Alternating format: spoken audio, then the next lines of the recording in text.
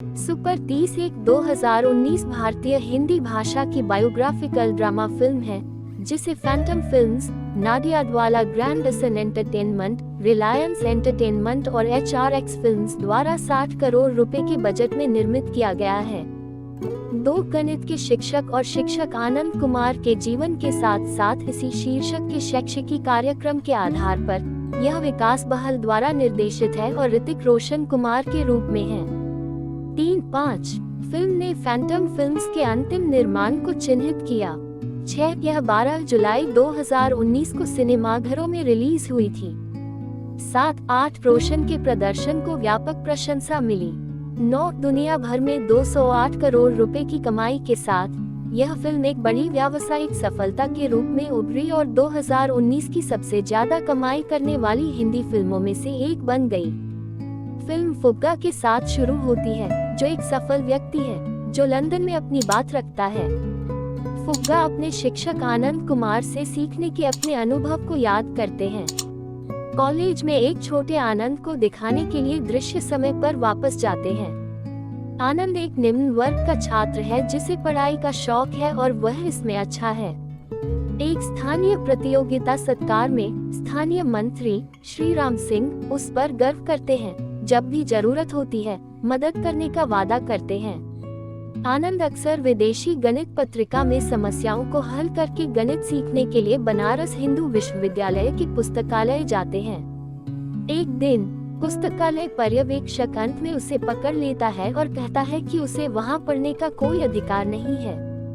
एक स्टाफ सदस्य ने सुझाव दिया कि वह इस पत्रिका में अपना लेख प्रकाशित करवाएं और इसके लिए जीवन भर मुफ्त सदस्यता प्राप्त करें। आनंद डाकघर जाता है जहां उसके पिता राजेंद्र प्रधान के रूप में काम करते हैं और गणित की एक कठिन समस्या के समाधान के संबंध में एक पत्र पोस्ट करते हैं जिसे अभी तक कोई हल नहीं कर पाया है।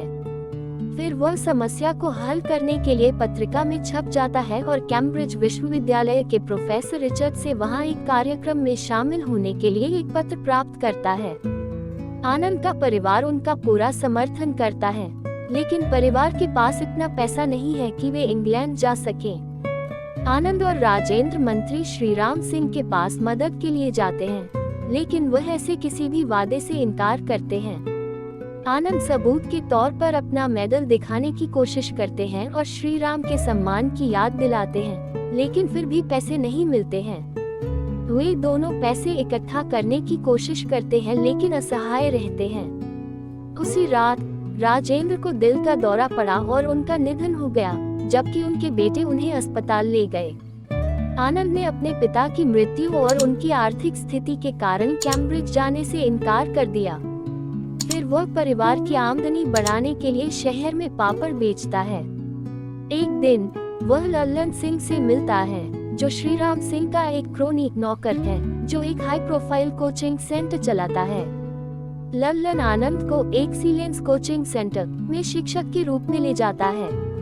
इससे आनंद को आर्थिक रूप से मदद मिलती है और उनके शिक्षण के लिए उनकी प्रशंसा भी होती है।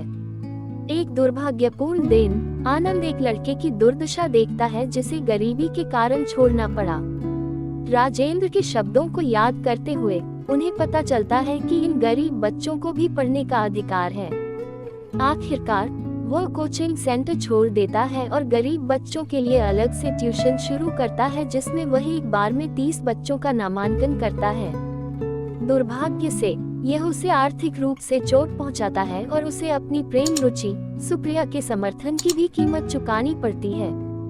लेकिन फिर भी वह एक आसान और मजेदार तरीके से अवधारणाओं को स्पष्ट करके बच्चों को एक उत्साही और व्यवहारिक तरीके से पढ़ाने का फैसला करता है। यह सब लल्लन को गुस्सा दिलाता है, जिसका केंद्र आनंद को नहीं बनाए रखने के लिए आलोचना का सामना कर रहा है।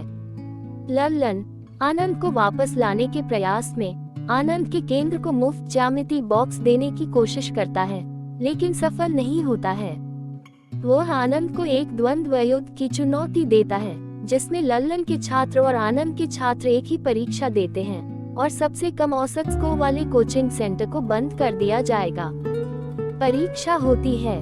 परीक्षा के परिणामों की घोषणा करने वाले एक समारोह में आनंद के छात्र यह जानकर टूट जाते हैं कि वे हार गए।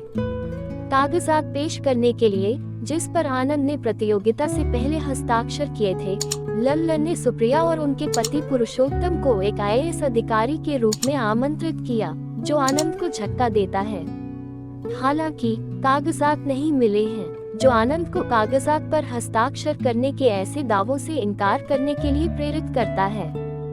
बाद में पता चलता है कि सुप्रिया ने कागजात छिपाए, जिसका अर्थ है कि वह गरीब बच्चों को पढ़ाने के आनंद के फैसले को समझ गई। ट्यूशन के दौरान आनंद को अपने भाई प्रणव और उसकी मां जयंती से बहुत मदद मिलती है।